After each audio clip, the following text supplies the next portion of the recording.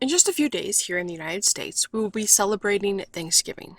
Maybe, in the future, we will discuss what is considered the first Thanksgiving by the Pilgrims, but today we will talk about a Bible character.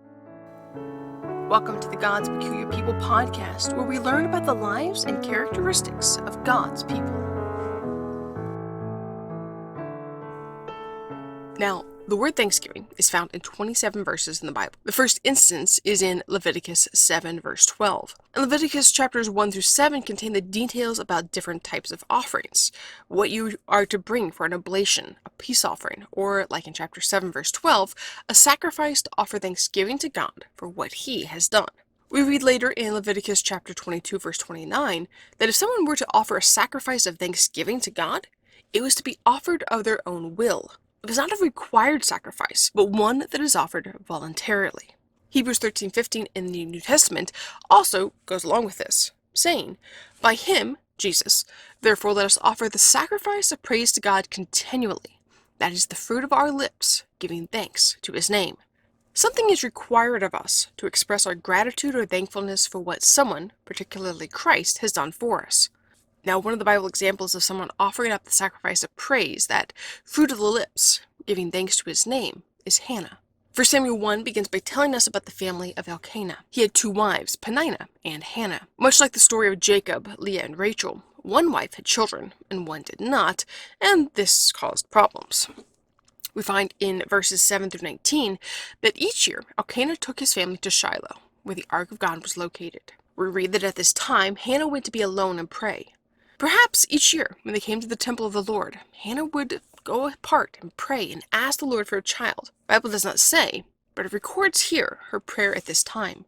In verses 10 through 13, Hannah asked for a son, and she vowed that if God gave her a son, she would give him to the Lord's service all of his life. Verse 13 says that Hannah spoke in her heart. Her lips were moving, but she was not praying out loud. We don't have the time to talk about Eli and his accusation of Hannah at this time, but God heard Hannah's prayer, and she had a son, who we know was named Samuel. Hannah did not return to the temple of the Lord until Samuel was old enough to be left there with Eli. And then Hannah makes two sacrifices. She offered her son to the service of the Lord, leaving him at the temple with Eli, knowing she would only see him once a year. And second, she offered up a sacrifice of praise. Let's read her words of thanksgiving. And Hannah prayed and said, "My heart rejoiceth in the Lord. Mine horn is exalted in the Lord. My mouth is enlarged over mine enemies, because I rejoice in thy salvation. There is none holy as the Lord, for there is none beside thee, neither is there any rock like our God. Talk no more so exceeding proudly. Let not arrogancy come out of your mouth. For the Lord is a God of knowledge, and by him actions are weighed. The bows of the mighty men are broken, and they that stumbled are girded with strength. They that were full have hired out themselves for bread, and they that were hungry ceased. So that the barren had borne 7, and she that hath many children is waxed feeble. The Lord killeth and maketh alive. He bringeth down to the grave, and bringeth up. The Lord maketh poor, and maketh rich. He bringeth low, and lifteth up. He raiseth up the poor out of the dust, and lifteth up the beggar from the dunghill, to set them among princes, and to make them inherit the throne of glory. For the pillars of the earth are the Lord's, and he hath set the world upon them. He will keep the feet of his saints, and the wicked shall be silent in darkness. For by strength shall no man prevail. The adversaries of the Lord shall be broken to pieces. Out of heaven shall he thunder upon them. The Lord shall judge the ends of the earth, and he shall give strength unto his king, and exalt the horn of his anointed.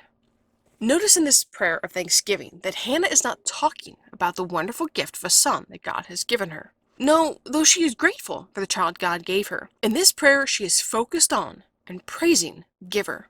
All glory is due unto his name, to own not only that there is none like him, but that there is none besides him. In her song of praise, Hannah praises the Lord for 4 of his attributes: his unspotted purity, his almighty power, his unsearchable wisdom, and his unerring justice. God had given Hannah what she desired, a son. She offered up both Samuel and her words of thanksgiving to the Lord. If you read later in 1 Samuel 2 verse 21, you will find that the Lord blessed Hannah with 3 more sons and 2 daughters. 2 Corinthians 9 verse 7 says, "Every man according as he purposeth in his heart, so let him give, not grudgingly or of necessity, for God loveth a cheerful giver. This applies to financial giving, giving of your time, giving of your praise. Regardless of what we are giving, God loveth a cheerful giver. This Thanksgiving, like Hannah, let us offer the sacrifice of praise to God continually. That is the fruit of our lips, giving thanks to His name. I hope you and your family have a wonderful Thanksgiving.